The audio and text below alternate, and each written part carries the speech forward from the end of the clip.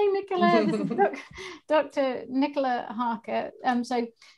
You've probably seen on the various different posts and threads and email and the events page, but just to introduce Nicola. So our theme of the month has been self-compassion. We've had a bit of a chat about that this evening. And Nicola's going to be talking to us about the neurophysiology of self-compassion.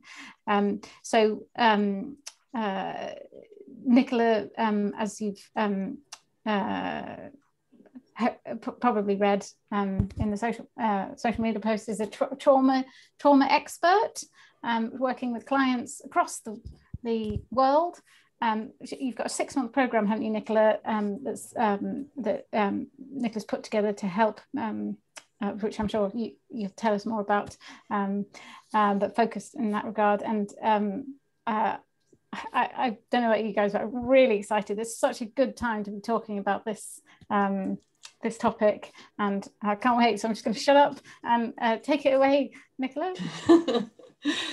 Thank you, Izzy. And what I'm going to ask you or Lizzie to do is, if there are any internet glitches at any point, if anybody can't hear me, just jump in and say, and I can always backtrack and repeat myself if we do have any technical issues. But thank you for inviting me to come and speak to you all this evening, and really nice to meet you. And I'm going to be talking a bit about self-compassion this evening, and I couldn't get in earlier, so I'm curious to know, you've been talking a bit about self-compassion already. Just give me a quick summary of what thoughts came up, or any training anyone's already done. Who wants to give this? I'll jump in, but everybody feel free to jump in as well. We were talking about meditation specifically then, just before you came along. The meditation apps, Headspace and Calm. The sort of consensus that for a few of us, that it seems to be one of those things that falls off your list of well-intentioned things that you're going to do. What else do you jump in? Anyone? What else? I was just saying, I was advertising this book here, Nicola. Yes, yeah. And I was saying I've read that, and it's been really enlightening to me, and it's actually helped with giving people therapy sessions as well. Yeah, great. You know, it's things like, would you speak to your friend the way you speak to yourself? And maybe listing things that you're good at, list one thing a day, just a little bit of self-love, and how self-compassion is different to your self-esteem. Self-esteem, that's the word. Yeah. So I was reading your mind there. People think it's the same thing, and whereas it's very different. Yeah. Great, thank you, Lizzie. And yes, that's the book I started with. So I'll come back and talk a bit about that as well. So self-compassion, I'm just going to put that word out there for us to start with. What responses come up within you when you hear the term self-compassion? What do you notice inside of you? And feel free to either type in the chat box or just jump in and say. I like it, but often life is too busy to actually get hold of it. Yeah. Thanks, Mark. That's really true. And perhaps as therapists, you know that it's a really good idea, but perhaps some of your clients seem oddly resistant. Does that resonate with anyone? That it's like you can mention it, but then there's that kind of toe curling response that comes back, which is sometimes difficult to fathom. Sometimes it comes up that the individual, or even myself, is like, well, I don't deserve that, or I don't deserve that today. And I was going to say, I studied with a woman named Amy Skezis, who runs something called Rose Light Compassionate Response. How do you know?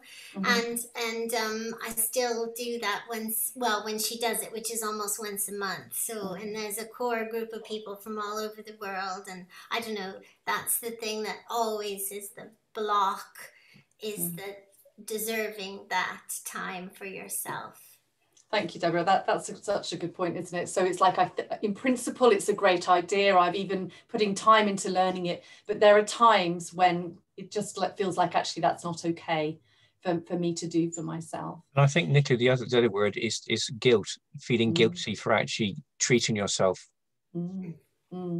Thank you, Mark. And yes, the words I was going to bring up was self-indulgent or navel gazing, or, you know, is this okay for me to do? And of course, our clients have exactly the same responses. Now, when I first came across self-compassion, and when I first came across the book that Lizzie mentioned, I thought I knew what self-compassion was, and B, my initial reaction was, oh my goodness, that's just another thing for me to do. I was a busy GP, already heading for burnout, 2 young children, husband working abroad a lot, and it felt like another thing to add on to my list of things that as a high achieving, up and together woman person, I should think about doing, another thing to add to my to-do list. And I also had quite a visceral response when I read Kristin Neff's book, almost a kind of like, I can't. And this was, I think, driven by the fact that I had achieved so much already in my life through pushing myself hard and striving. And the idea that I was now being asked to, it felt like reverse that. It felt like it wasn't safe for me to take my foot off the pedal. And I think this is what some of our clients experience when we mentioned the idea of being more self-compassionate.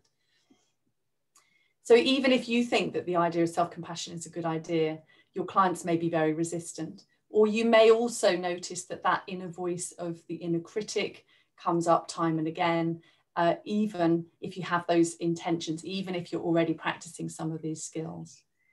Now, when I was leaving my GP practice to start working in the way that I'm working now, one of my colleagues said to me, you know, what is it that you're going to be going off and doing? And I explained that I'd been training in the United States with Kristin Neff and Chris Germer and self-compassion. And she said, oh, self-compassion, that's just being kind to yourself, isn't it? And I thought, what a wonderful illustration of how difficult it is to describe self-compassion, that our language is limited by this sort of descriptive term that we've coined this phrase, but what does it really mean? And I could see that she was confused by how anyone could spend any time helping people to learn self-compassion. So what is self-compassion? I'm going to show you some slides in a minute, but first of all, self-compassion does not always feel kind. Sometimes it's about having very courageous and difficult conversations, compassion outwardly or even with ourselves. Compassion is often fierce. It often involves boundaries. And it's often really not comfortable. It definitely involves managing your inner critic, but also getting comfortable with difficult emotions. And I often use compassion or self-compassion in the same way, because actually what we are developing when we're cultivating self-compassion also increases our ability to give compassion out to other people. Now, Kristin Neff, that Lizzie mentioned, who wrote this book, she's a researcher in the United States, and I've got her definition just here. She describes self-compassion, or in fact, I'm just going to say compassion for this bit, first of all, is having the courage to lean into difficulty of yourself or others, and having the wisdom to know what to do. Now, this is my favourite description. There are other descriptions out there. In particular, Paul Gilbert is a very eminent researcher in the UK of self-compassion, but his description feels more like it's describing empathy to me. And it was very important for me to understand the difference between empathy and compassion or self-compassion, because empathy, as a very busy doctor, felt like it was draining me. It was exhausting me. I sometimes got to the end of a morning in practice feeling like I was so full up of all the empathizing that I've been doing that I couldn't stand to see another patient. And I needed to know how to stay empathetic without losing myself in the process. So I wanted to find a definition for compassion that helped me to understand the difference. And this leaning into difficulty, but also having the wisdom to know what to do, seems to me to be a useful definition. But if you find that easy outwards, maybe you find that bit easy with your clients, but it's not so easy to do for yourself. What do you do about that? And this is what I'm going to talk about today. Now, what I didn't realize when I first came across compassion and self-compassion was how much of this whole skill set, it's not an emotion, it's a skill set, is to do with our physiology as opposed to just to do with our thinking. And for me, that was a really helpful difference and an understanding I needed to gain. I'm just going to share. Oh, am I allowed to share my screen, Izzy? Can you enable that for me? It doesn't matter if we can't, but... Lizzie, can you make Nicola host temporarily? I'm not on the choice therapy. Oh, sorry, I'm asking, yes. I should have asked, not No, Izzy, Lizzie. How confusing. If you want to try now, you should be able to. Let's try again. Yep, here we go. Okay, so I'm just going to show you a few slides this evening. Just helps me to describe what I'm talking about. Okie dokie. Can everybody see that okay? Just give me a yes, lovely. Okay, so this is me in the woods, in my happy place. Right, here we go. Okay, so if we just start with what is compassion. So the definition that Kristen Neff uses, which I think is really helpful, is to understand that compassion has 3 key steps. So if you're walking down the street and somebody is homeless, shivering in a doorway, perhaps it's raining, perhaps they're not very well, in order for you to have a compassionate response to that person, first of all, you would need to notice them. So awareness is the first step to compassion. The second step is for you to resonate with the fact that that's a really unpleasant situation to be in. So this common humanity is the idea that we all struggle and we know what struggle feels like. And then the third step is to decide to take some kind of action. And this is important. It's not to fix, but simply to be supportive because life is sometimes really hard. So those are the key 3 steps to building compassion. Now, if we talk about that from the point of view of self-compassion, mindfulness, as you were talking about earlier, is that developing that awareness. So learning to become aware of your emotions as they're happening rather than being a passenger to your emotions. But also there are skills within learning about self-compassion that are about locating emotions within the body, bringing yourself out of your thoughts and more down into your body and into your physiology, and being able to recognize emotions in the body. The second step, the common humanity. Now, how do we do that for ourselves? Now, the important thing to remember here is that researchers have shown that it doesn't matter what gender you identify as, what culture, what religion, the top 10 concerns of human beings all around the world are remarkably similar. So if you're struggling with something at any particular time, there are going to be thousands of people all around the world at exactly the same time who are also struggling with that challenge. And this is something that I really had to learn for myself. I used to feel like if I was struggling, I was failing. And if I wasn't struggling, I was winning. And I used to feel like I was the only person that struggled. And actually our clients feel like that too. And we all have this tendency to isolate ourselves when we're struggling. But having this step of self-compassion, which is reminding yourself, it's completely normal to struggle. This is how people feel in this situation, is the second step to developing self-compassion.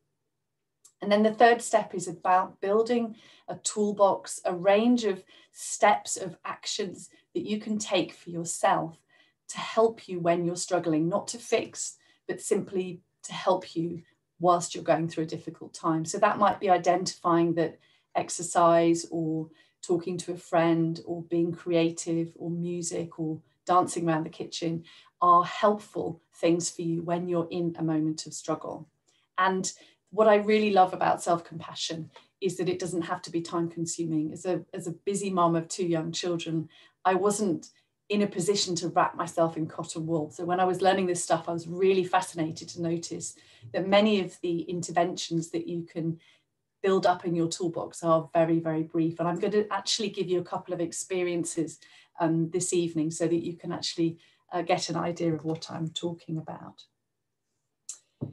So do jump in with any questions as I'm going along if you have any questions. Okay, so the bit that really fascinated me though was that this learning of self-compassion is not all about just the way that you think. So if we look at things from the point of view of our physiology, many of our clients over the past 12 months have spent an awful lot of time in threat mode, in that fight, flight, freeze and flop zone where we have that tunnel vision. We feel like we can't look left or right. It's difficult to remember to connect, to delegate, Sometimes we can't get started. Sometimes we find ourselves reacting, slamming the car door or kicking the cat or whatever. So we're all very familiar with threat mode. And we're also very familiar with that feeling of pushing yourself into drive mode when you roll up your sleeves and you say, well, this is a very difficult situation. I'm going to push on through. I'm going to use that motivation, that drive mode, that dopamine mediated emotional system to help me to get through this difficult situation. And that works really well in the short term. They're completely valid emotional responses. But in the long term, when there's sustained pressure, bouncing between threat and drive mode day in, day out is a recipe for burnout. That's exactly how I felt as a GP all those years ago, that I was pushing on through on a day by day basis, and I didn't have the skills to bring myself out of those modes. Now, what most people haven't been taught is about the mammalian caregiving system, this other emotional system that we all have as mammals, which is mediated by oxytocin and natural opiates. And that by learning to activate the mammalian caregiving system, you naturally bring yourself out of threat mode or out of drive mode. And instead of being stuck in that triggered threat mode firing from your amygdala, you can reopen the neocortex, the critical thinking, the connecting, also the sort of creative thinking, that ability to come up with ideas and create new solutions by using and activating the mammalian caregiving system. And the way I think about this is not that we are trying to always be activated in that system, that always be in that calm and connected emotional state, but that this gives us options. And for people who are very stressed and under pressure or very self-critical, it's actually a really helpful way to be able to use your physiology to come out of threat mode rather than having to always use drive mode to push on through.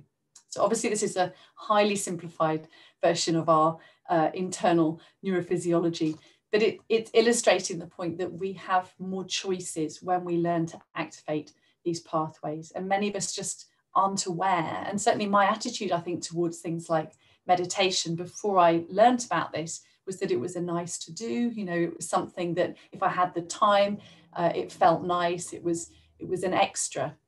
But what I realized over the years practicing these techniques is that actually this is a very useful high performance technique. It's not just for when you're feeling bad, but actually having the ability to activate these pathways allows you to be less fatigued, to be more connected, to be a more efficient delegator, to be calm in difficult situations, and to think creatively when you want to.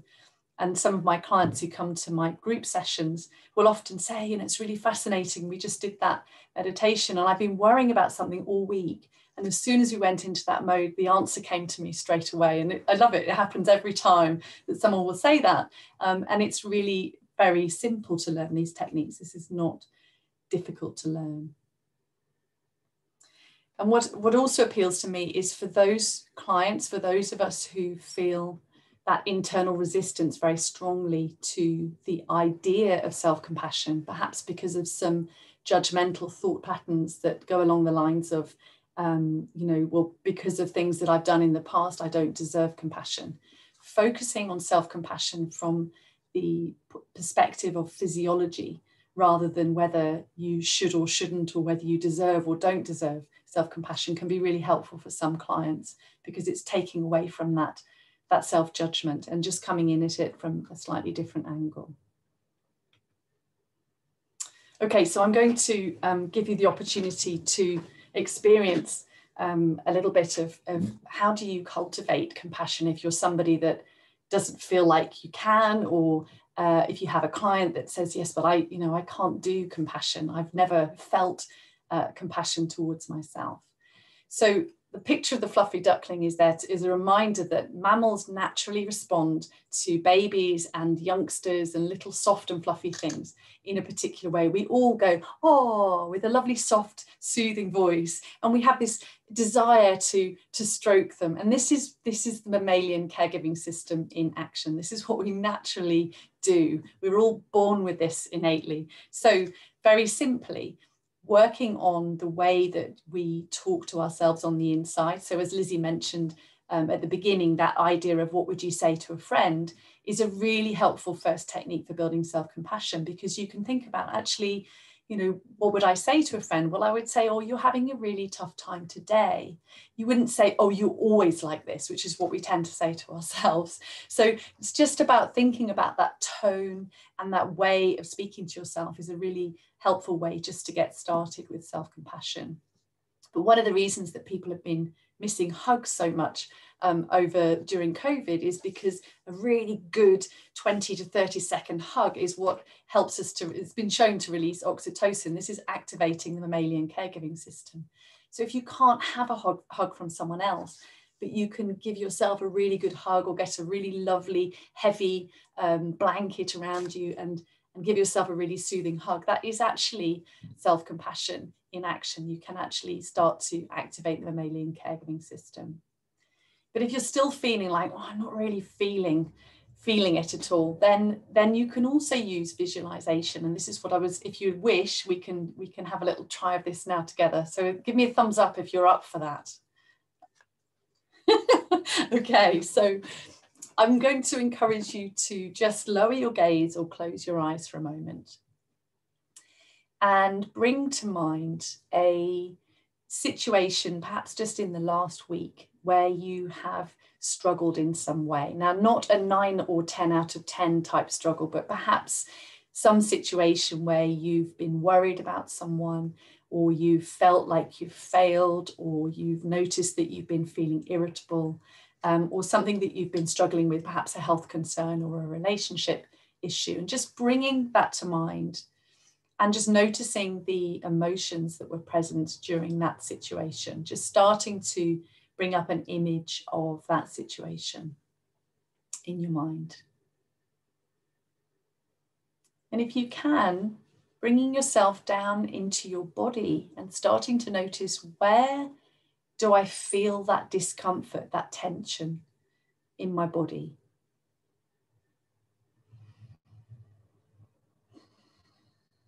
Just perhaps scanning your body from top to toe.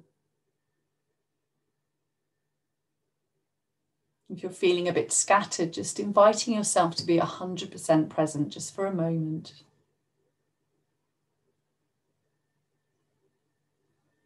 Where do you feel that discomfort, that struggle within your body? Perhaps there's a fluttering feeling, a bit of tension in your neck, or a knot in your stomach.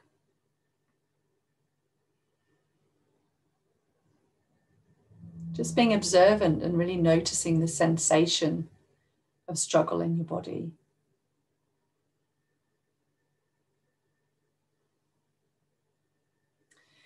And then just imagining, if you could, if you had a superpower that allowed you to send compassion into your body from your hand, just placing your hand on your chest or wherever you feel this discomfort on your body, what would it be like if you could send compassion from your hand into your body? What temperature would it be? What colour?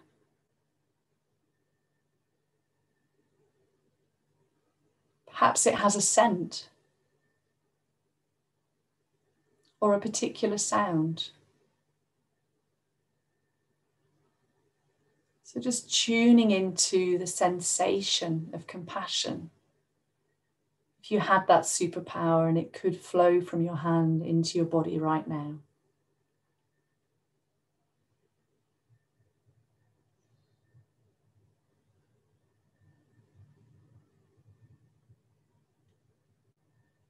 Just noticing what it would feel like if compassion were flowing from your hand into your body.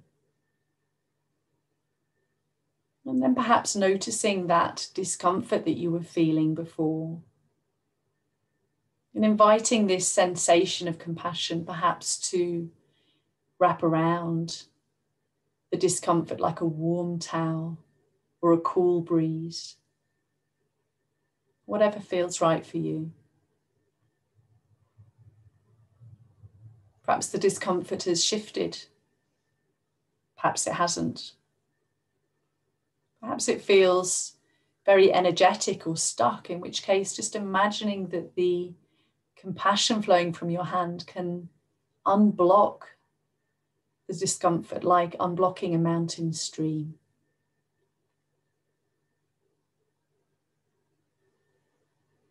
Just allowing it to flow, to be soothed, or just being with the discomfort in a compassionate way.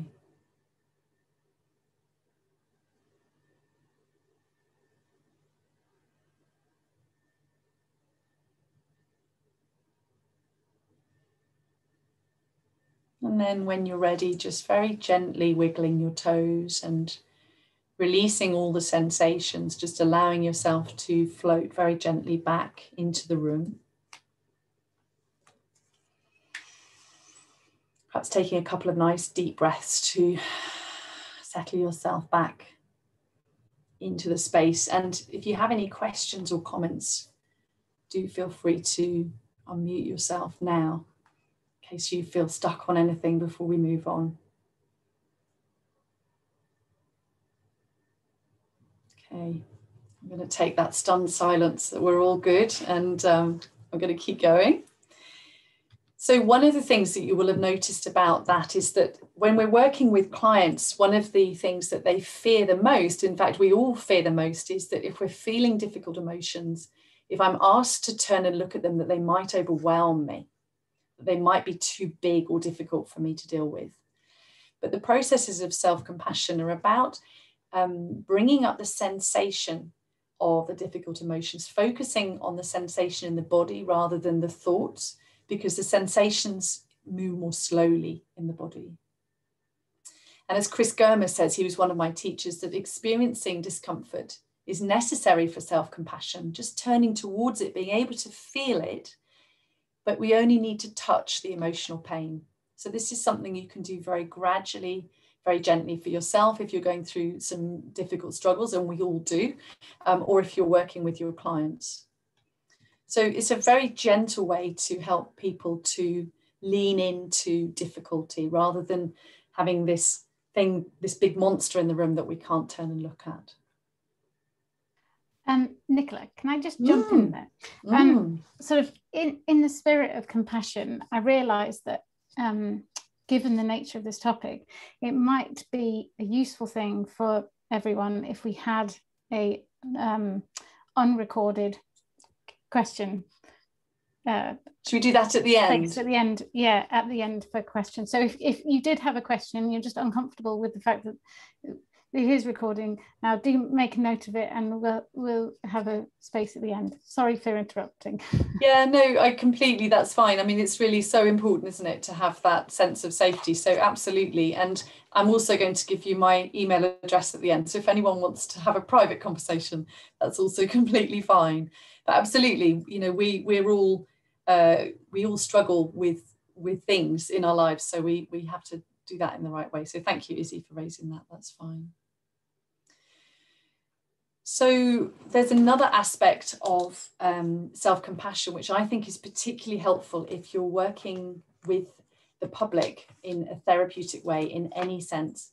And this is the concept of equanimity. So I was just going to share a little bit with you about equanimity. So the challenge for any of us working with the public, but also maybe having elderly parents or having children or having other people that we're caring for, is that sometimes we can be plagued with that feeling of not being enough, not being able to be the solution, not being able to get good enough results for our clients, or not helping them to make the progress that we want to make. And this is a real challenge if you're working with people that, you know, you have that desire to help, but it's not always that easy for people to move forward. So I just wanted to share a little bit with you about this concept of equanimity, because it's something that I think is really helpful, and it's certainly helped me in my work as a doctor before I was doing the work that I'm doing now, and continues to be useful.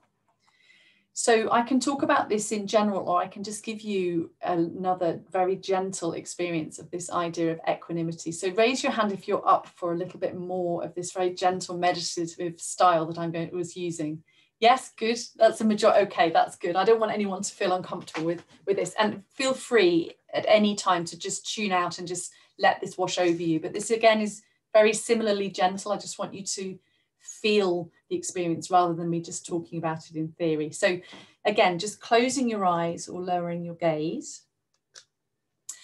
And let's just start with a couple of nice deep breaths, just allowing yourself to center yourself, just arriving in your seat, nice and comfy. And I often just put my hand over my chest, over my heart. That's my gentle reminder that I'm bringing compassion to myself. But you don't need to do that if you don't want to. You can just rest in the chair. That's just something that I find really helpful.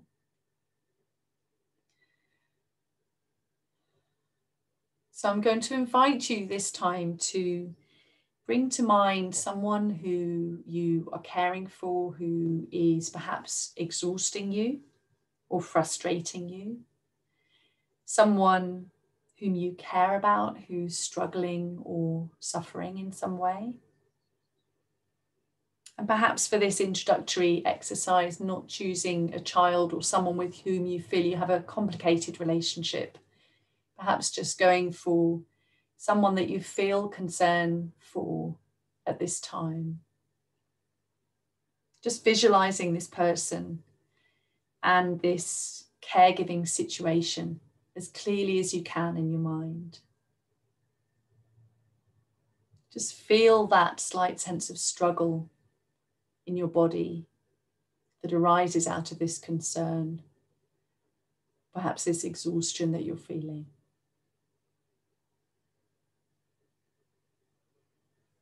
And then just listening carefully to these words, letting them roll gently through your mind. Everyone is on their own life journey. I am not the cause of this person's suffering, nor is it entirely within my power to make it go away, even though I wish I could. Moments like these can be difficult to bear, yet I may still try to help if I can. I'm just aware of the stress that you're carrying in your body. Just inhale fully and deeply, drawing compassion inside your body and filling every cell of your body with compassion.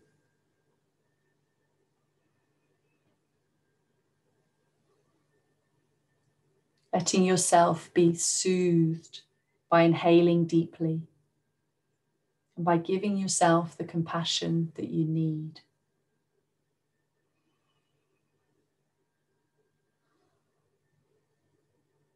And then as you exhale, sending out compassion to the other person.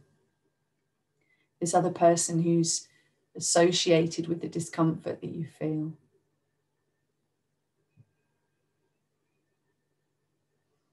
And just continue breathing compassion in and out, allowing your body to gradually find a natural rhythm,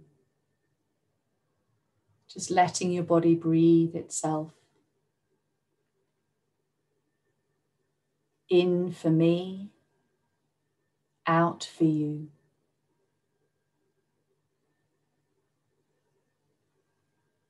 One for me, one for you.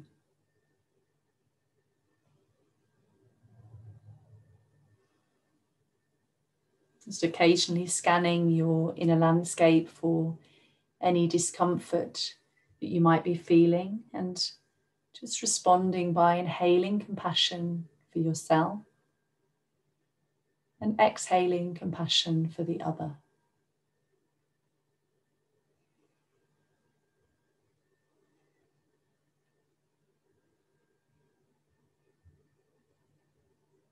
Noticing how your body is caressed inside as you breathe.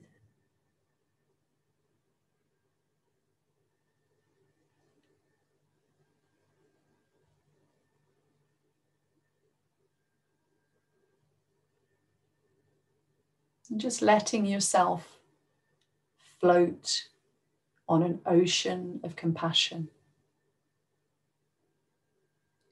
A limitless ocean that embraces all beings.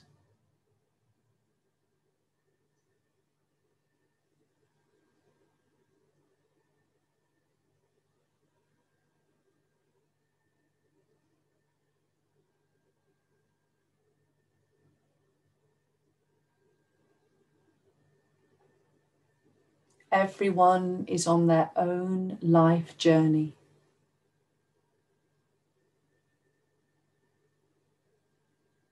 I am not the cause of this person's suffering, nor is it entirely within my power to make it go away, even though I wish I could. Moments like these can be difficult to bear, yet I may still try to help if I can.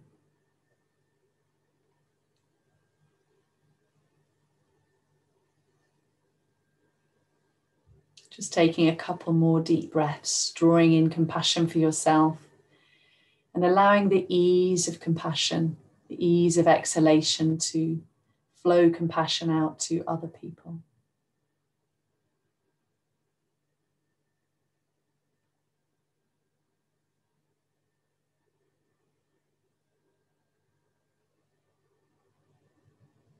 And then again, just very gently wiggling your toes,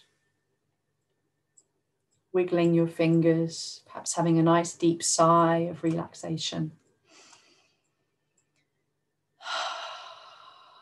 And bringing yourself gently back into the room.